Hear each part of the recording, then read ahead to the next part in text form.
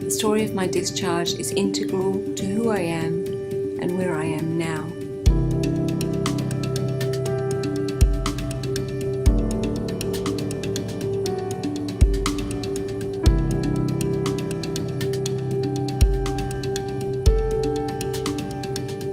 I had a bladder infection. I felt unwell one night, and the next morning I woke up not able to move and was taken to hospital.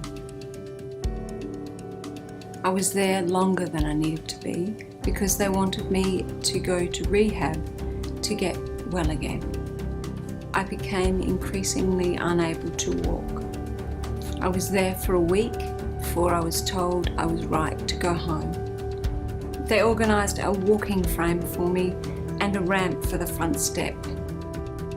I had a weekend at home and discovered I couldn't get into my bathroom without being able to walk. I went back to rehab so they could work out where I could go in a wheelchair. My disability case manager found somewhere new for me to live. I signed the lease and had my stuff moved out of my old unit, but I had to stay in rehab because I couldn't get more support hours that I needed to be able to go home.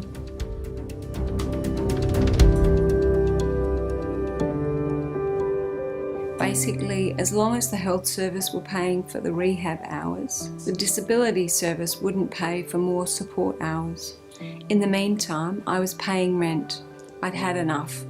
I contacted the media and they got in touch with the disability service to find out their side of the story. Suddenly, my hours got approved. I remember just lying here, feeling abandoned in this new flat I didn't want to live in. It was a big change to go from having so many people around me to just being totally on my own. In my previous flat, I had people around me too. I was so scared of falling out of bed.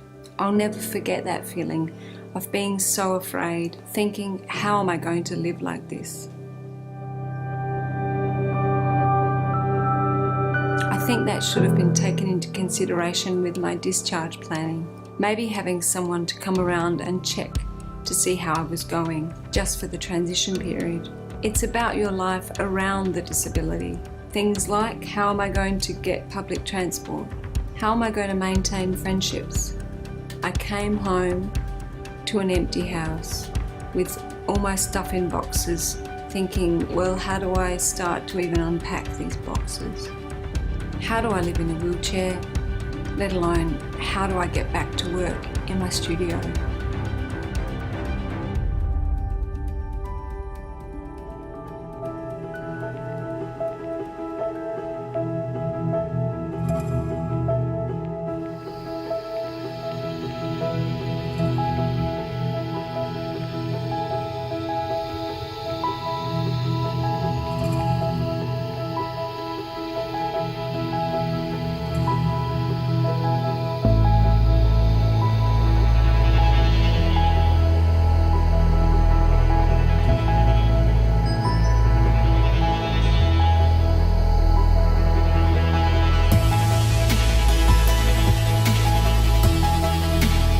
The amount I've learned along the way, I'm in a really privileged position actually.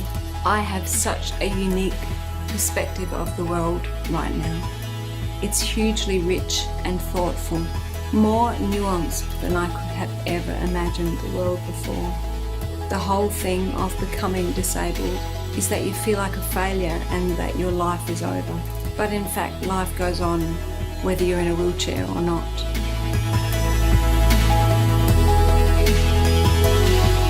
I'd really love to be able to go back to work, particularly in my studio, but I really need an assistant to be able to do that. I'm hoping the NDIS will be able to help me with that.